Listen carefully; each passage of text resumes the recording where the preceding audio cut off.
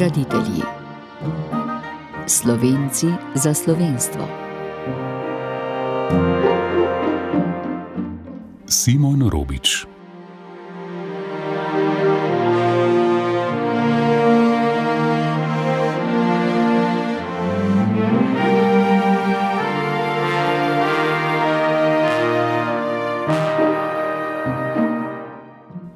Biolog, botanik, geolog, jamar, narodni buditelj, planinec, publicist in duhovnik Simon Robič je bil doma v Kranjski Gori.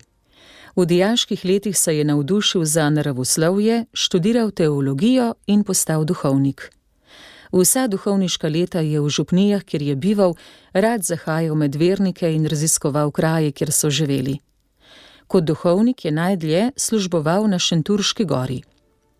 Nabiral je najrazličnejše prirodnine in si tako ustvaril bogate zbirke fosilov, alg, gliv, lišajev, mahov, hroščev, kosti. O najdbah je poročal v domačih listih, v novicah, Slovencu, Domu in svetu ter izvestju Deželnega muzeja. Objavljal je sistematske preglede rastlinskih vrst in podvrst, nekatere je tudi sam odkril. Bil je v stiku z mnogimi domačimi in tujimi strokovnjaki.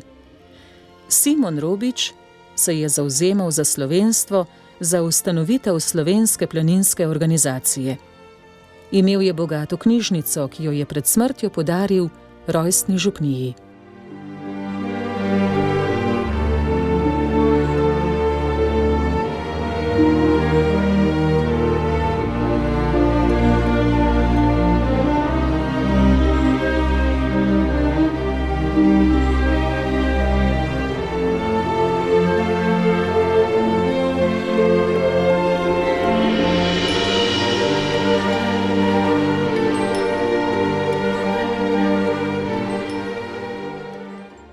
Simon Robič se je rodil v gozdu pri Kranjski Gori 11. februarja leta 1824 kot 6. od 9 otrok v družini. Oče Jakob je imel majhno kmetijo, po domače Urbaniju.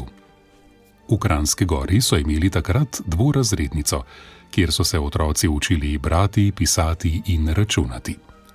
Čeprav niso bili premožni, sta starša, ki sta otroke vzgojila v krščanskem in narodnozavednem duhu, 3 sinove poslala na študij v Ljubljano. Kot navaja Marija Mertelj, sorodnica po mamini strani, sta se starejša brata Luka, ki je postal davčni uradnik, poznaje tudi politik, in Andrej, tehnični inženir, uveljavila vsak v svojem poklicu. Simon je po končani pripravnici začel obiskovati gimnazijo v Ljubljani. Pri šolanju ga je podpiral 11 let starejši brat Luka, ki je bil že v službi. V dijaških letih se je srečal s profesorjem naravoslovja in botanike Francem Hladnikom, ki se je zaradi pešanja vida odpovedal službi. Še vedno pa se je rad srečeval z dijaki in jih navduševal za naravoslovje. V liceju so uporabljali njegov učbenik, v študijski knjižnici je bila vsem na voljo njegova bogata knjižnica z njegovimi vzorno urejenimi rokopisnimi deli. Vabil jih je tudi v botanični vrt, ki ga je ustanovil v času francoske okupacije. To obdobje je odločilno vplivalo na izoblikovanje Simonovega zanimanja za naravo, pravi Marija Mertelj. Po gimnaziji je Simon Robič začel študij filozofije, ki je takrat potekal še v ljubljanskem liceju. Leta 1848 je doživel prenos bogoslovnega študija iz liceja v kolegij Carniolum, v današnjo semeniško stavbo poleg stolnice. Škof Anton Alojzij Volf se je za ta korak odločil v želji, da bi bodoči duhovniki dobili temeljito izobrazbo in solidno vzgojo. Posebno pozornost je posvečal izbiri profesorjev in gledal na to, da so bogoslovci razvijali svoje talente. Simon Robič je v času študija poglabljal tudi svoje znanje na področju naravoslovja. V njegovi zapuščini se nahaja prepis dela nemškega botanika Bischofa Die botanische Kunstsprache, priročnik iz botanike kot pripomoček za predavatelje in za samouke. Prepisal in prerisal ga je med letoma 1843 in 1949 ter ga dal vezati. Ima 372 strani in več kot 503 risbe. Iz dokumentacije Prirodoslovnega muzeja v Ljubljani je razvidno, da so v Robičevi zbirki fosilov tudi taki, ki jih je našel že pred duhovniškim posvečenjem leta 1850. To pomeni, da je Simon Robič tudi v bogoslovju precej časa posvetil naravoslovju.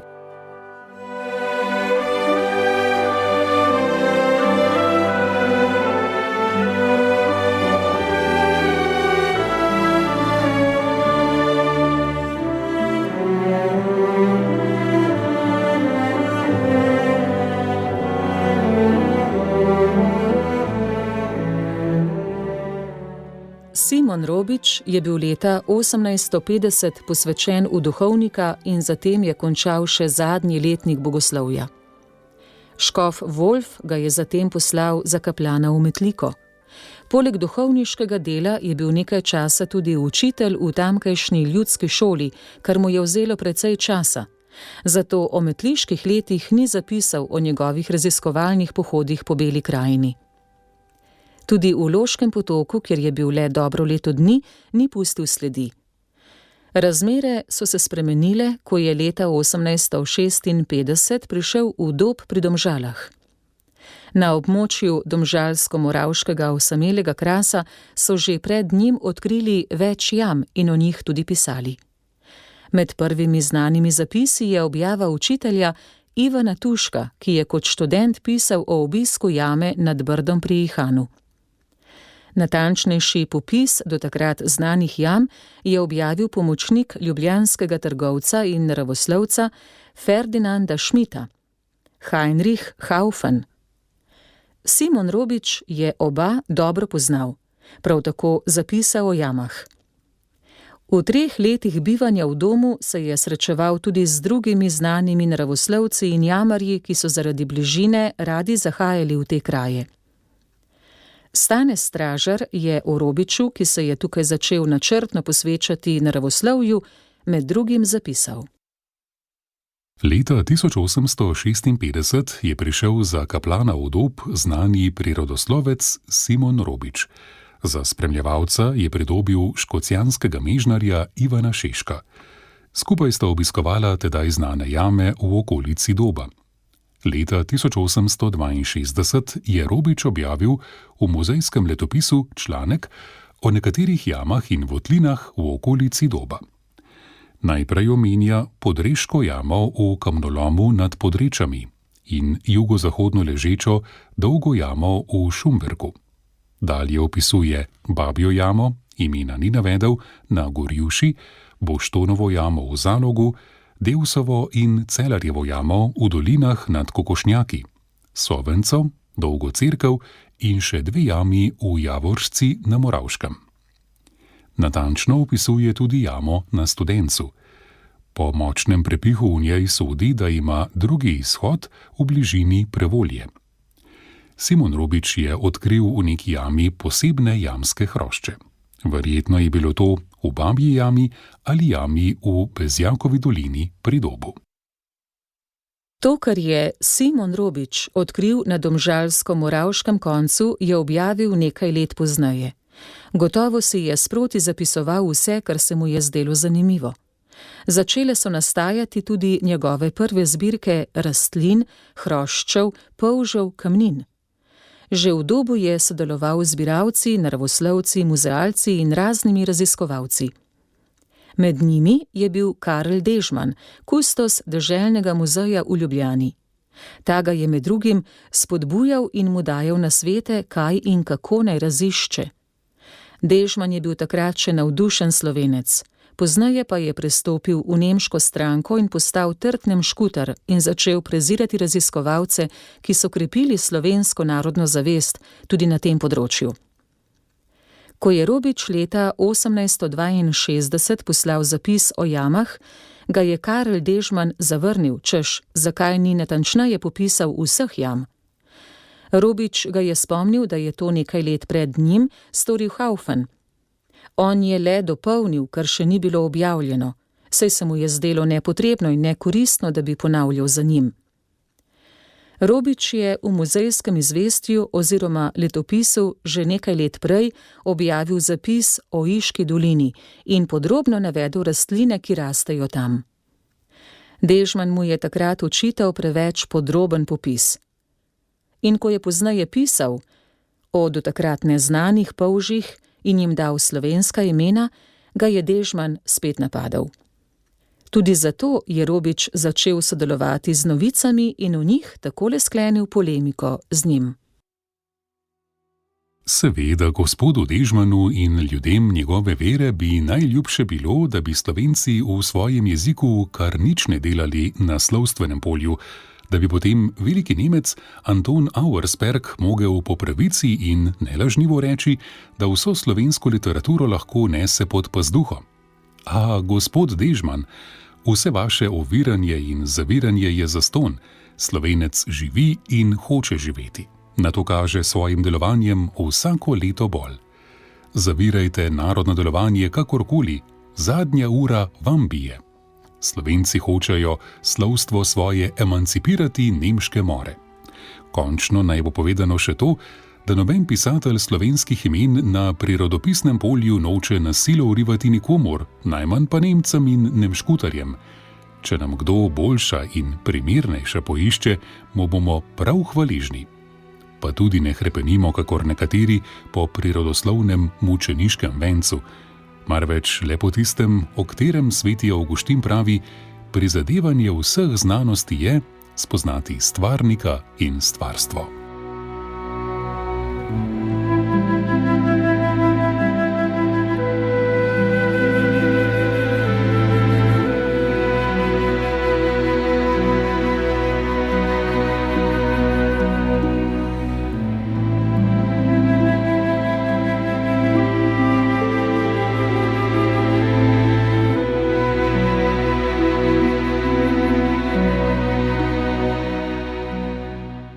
Iz doba, ki ga je zapustil leta 1858, je Simon Robič odšel v Preddvor, kjer je ostal 4 leta.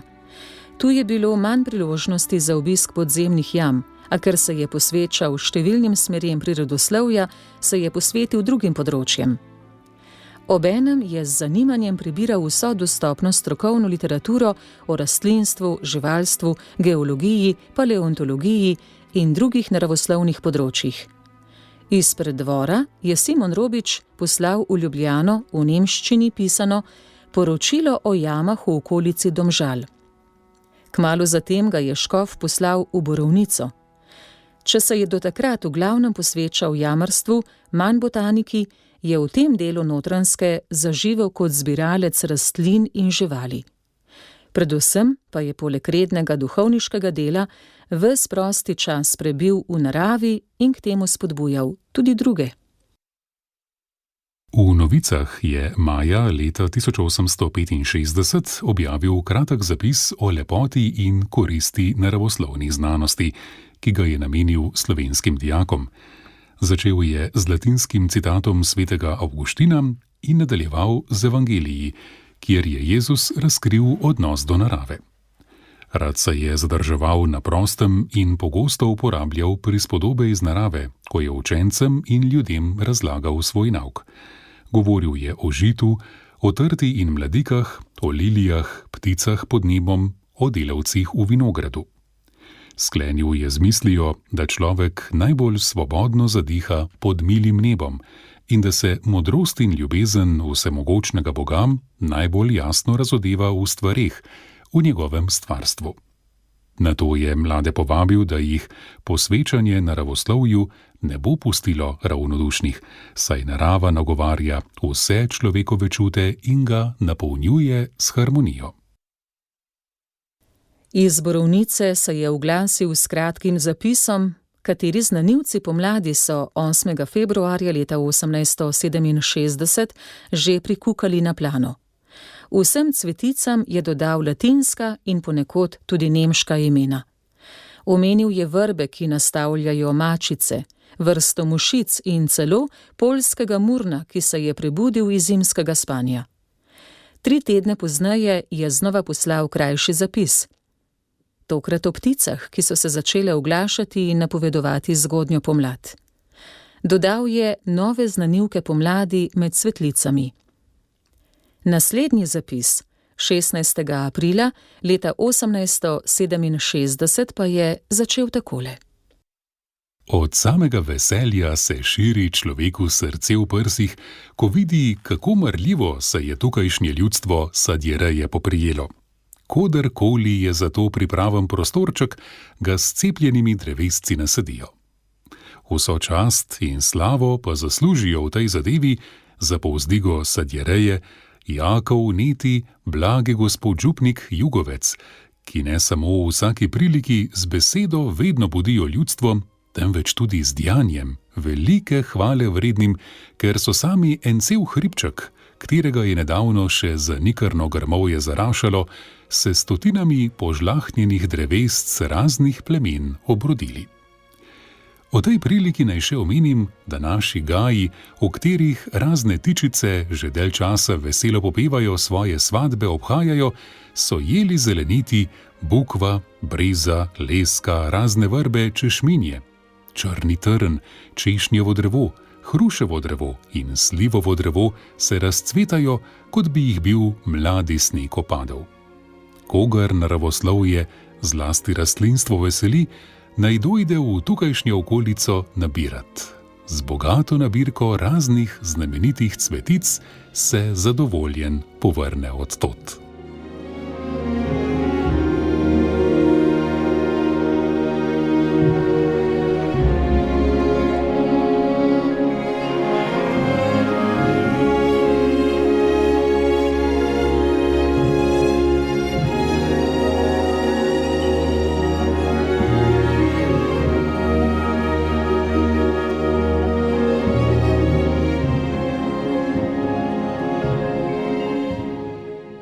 Leta 1868 se je Simon Robič znova preselil na Gorenjsko, tokrat v Šenčur, kjer pa ni ostal dolgo. Kmalu je prevzel beneficijat v Olševku, ki je spadal pod šenčursko faro. Kraj je dobro poznal še iz časov, ko je bil v predvoru. Poskrbel je za tamkajšnje vernike, preostali čas pa si je razporedil po svoje. Takrat je bil že uveljavljen naravoslovec, ki so ga poznali ne le v Ljubljani, ampak tudi v Gradcu, pa na Dunaju, v nekaterih nemških in francoskih mestih. Tako med duhovniki, ki so ga posnemali, kot drugimi raziskovalci rastlinstva in živalstva, je imel precej prijateljev. Z nekaterimi se je srečeval, z drugimi dopisoval, tretji so prihajali k njemu na obisk. Včasih ga je kdo spremljal na raziskovalnih pohodih. O sebi je precej mlajšemu prijatelju naravoslovcu Jožefu Štusinarju iz Olševka v Prago decembra leta 1873 pisal. Vi me vprašate, kako se mi kaj godi? Na to vprašanje vam pač nisem v stan dati določnega odgovora, ker sem, kar mojo osebnost zadeva, sam sebi še nerešljiva uganka. Vedno nemiren, kadar sem doma, vesel le, kadar sem na prostem, pod milim Bogom, nikjer pa popolnoma zadovoljen, ker nenasitljivo srce moje povsod čuti neko mi nerazumljivo praznoto in mislim, da pred ne bo mirno, dokler ne bo v hladnem grobu počivalo. Ravno zato si iščem vedrenja v čudopolni mili naravi in ako le morem, jo iz dolgočasne sobice svojega stanovanja kam potegnem. Zanimivo je, kot navaja zoolog Frank Os, da sta si sprva Robič in Sušinar dopisovala v nemščini. Ko pa je izvedel, da govori slovensko, mu je začel pisati v slovenščini, saj je iskreno ljubil svoj narod in materinščino. Pozneje sta se tudi srečevala in veliko sodelovala. To vez je prekinila šele Robičeva smrt. Kos je o njegovem značaju še zapisal, da je bil Robič na zunaj veder, pogosto nasmejan, poln humorja in raznih domislic, pa tudi ostrine, če je bilo potrebno. Z očmi je pozorno spremljal vse, kar se je dogajalo v naravi okrog njega. Pod zunanjo skorjo pa je bil mehak, precej čustven in nemiren.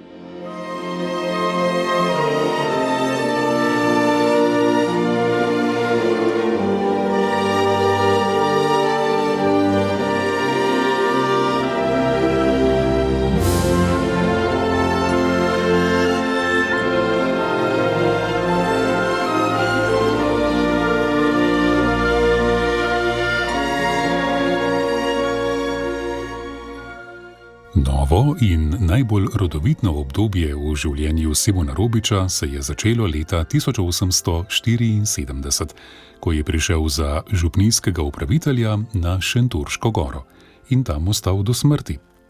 Skoraj četrt stoletja je bil kot duhovnik na voljo tamkajšnjim ljudem. Ni skrbel le za njihov duhovni blagor, ampak tudi za vzgojo njihovih otrok. Vrnil se je v čas prvih kaplanskih let, ko je v Metliki nekaj časa učil v tamkajšnji šoli. Na Šentjurški gori ob njegovem prihodu otroci niso imeli rednega pouka, ne šole. Z domačini je poskrbel, da so dobili zasilen prostor za šolo, bil šolski upravitelj in po potrebi tudi učitelj. Vse to ga ni oviralo pri raziskovanju narave, kjer je zdaj posebno pozornost posvečal podzemnim polžem, hroščem, močerilom ter številnim drugim primerkom živalskega in rastlinskega sveta. Zbiral je tudi okamenine in okostja. Kos ocenjuje, da bi bil Simon Robič lahko v vrhu med evropskimi naravoslovci svojega časa, če bi imel za to tudi primerne denarne vire. Ker je bil kar naprej brez denarja, si ni mogel privoščiti primernih posod za shranjevanje nabranih primerkov, ne osnovnih znanstvenih pripomočkov, ne najnovejše literature, da bi lahko sam ocenil, v katero vrsto sodijo. Zato je bil v marsičem odvisen od svoje iznajdljivosti. Zgodilo se je, da je nabral več dotlej neznanih pajkov in jih začasno spravil v kozarec.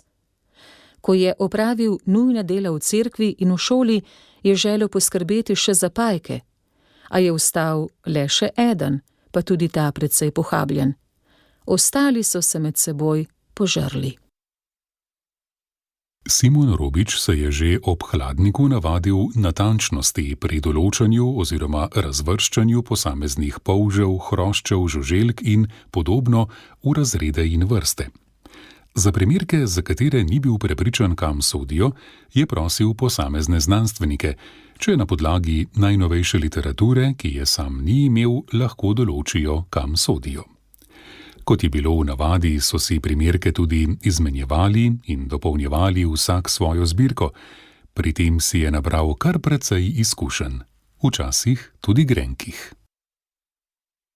Ko si je Robič le nabavil novo delo bavarskega strokovnjaka za mehkusce, Stefana Klesina, Fauna, je kmalu ugotovil, da nekaj ni v redu.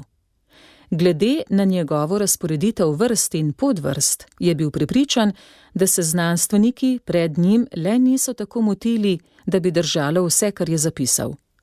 Ugotovil je, da se je nekatere vrste enostavno izmislil. Schmidtu in Haufnu pa je očital, da sta naredila pravo zmešnjavo pri poimenovanju kranjskih polžev. S pomočjo zadostnega primerjalnega gradiva si je Robič ustvaril tudi brez zadostne znanstvene literature nek gotov sistematski pregled nad stroko. Tudi pri priznanih strokovnjakih ni pustil, da bi ga s hotenimi ali nehotenimi napačnimi določitvami zavedli.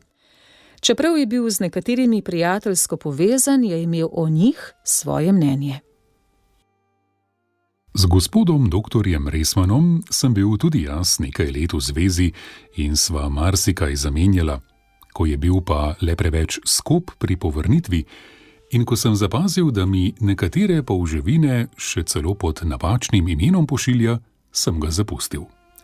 Enkrat mi celo navadnega polžka pošlje za amerikanskega, seveda pod drugim imenom, in ko sem ga vsled tega potlej prijel, mi je lakonično pisal: "Zdi se mi, da ste kar sposobni."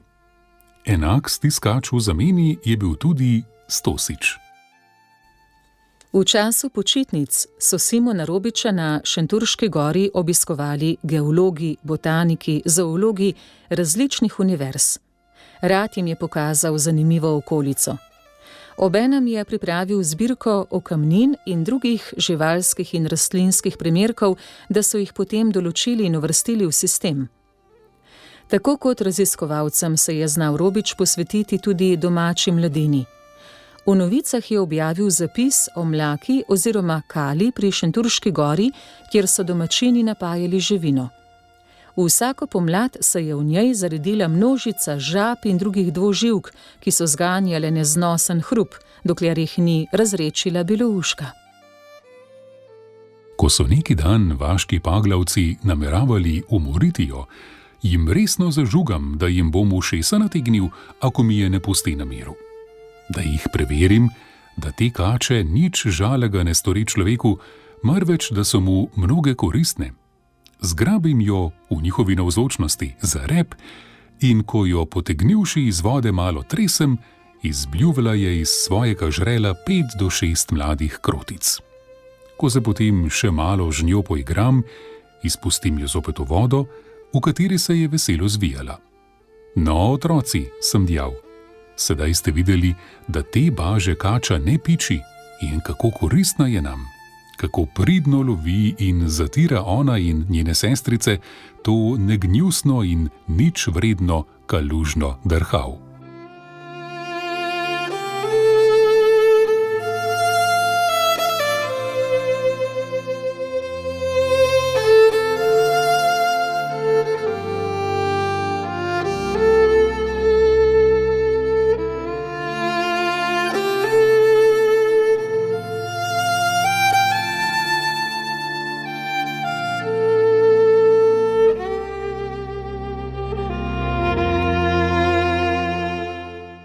Delo Simona Robiča na področju naravoslovja je na podlagi njegovih zapisov in drugih objav med prvimi sistematično ocenila Angela Piskarnik. Kot botanik se je po njenih besedah zanimal za cvetnice, strupene rastline, predvsem pa za necvetnice. S 44 vrstami oziroma z 21 rodovi gliv, nabranimi v Kamniških planinah in drugod, je Robič dopolnil obstoječo zbirko gliv na Kranjskem, ki jo hrani Prirodoslovni muzej. Med glivami je 10 takih, ki jih je Robič prvi zasledil. Zbiral je sladkovodne in morske alge. Zbral je tudi lišaje v okolici Preddvora, v Kokrski in Bistriški dolini, na Šentjurški gori in širšem Alpskem pogorju. Zbirko je popisal in objavil z natančnimi podatki o najdiščih. Uredil je herbarij mahov.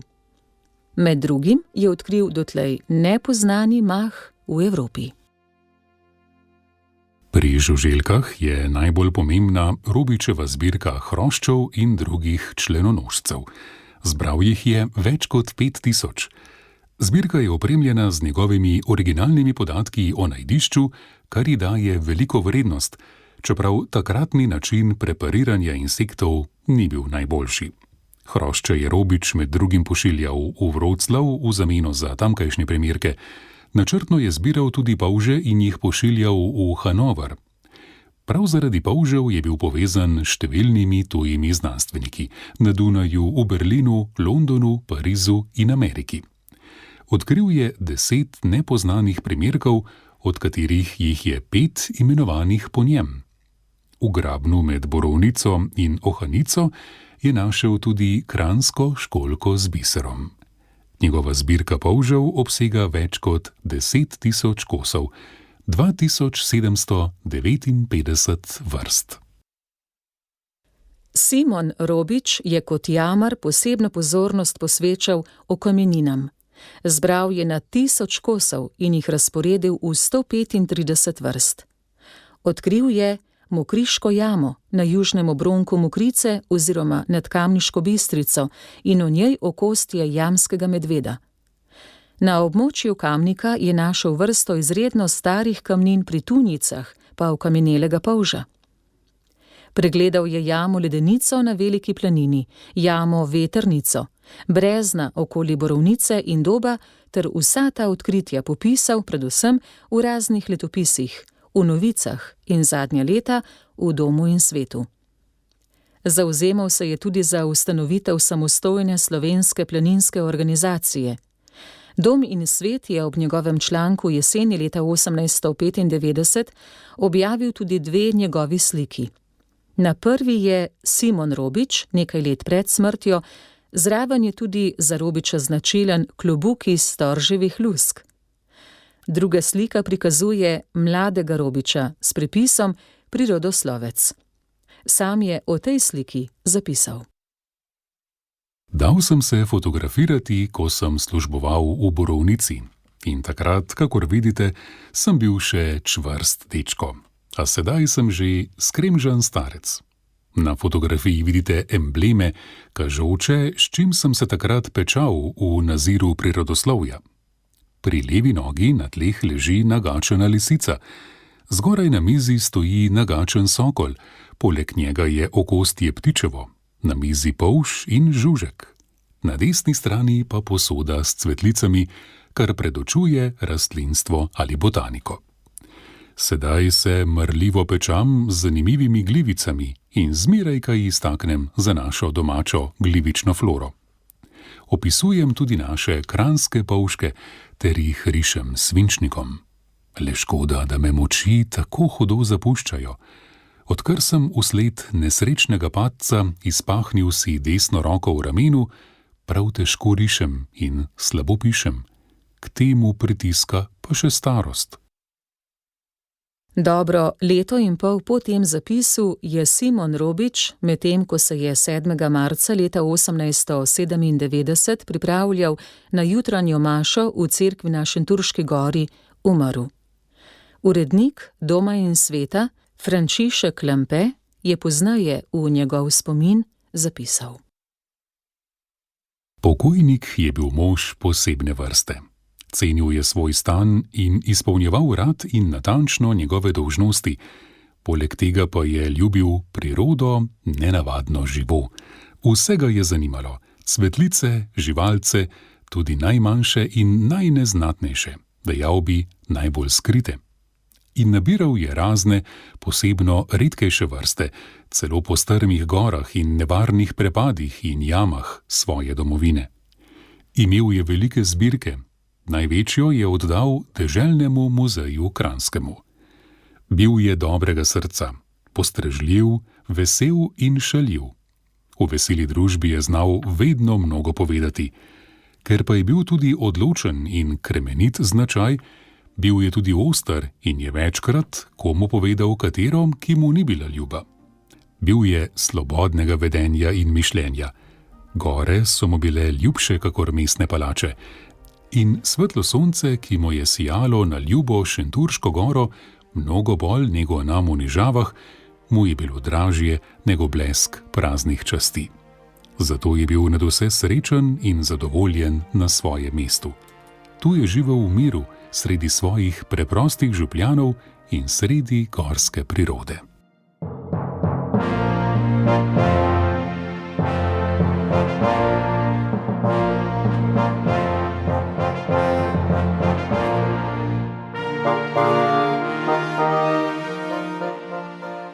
Oddajo o Simonu Robiču je pripravil Tone Gorjup. Brala sva Matjaž Marljak in Nataša Ličen. Tehnična izvedba Boštjan Smole.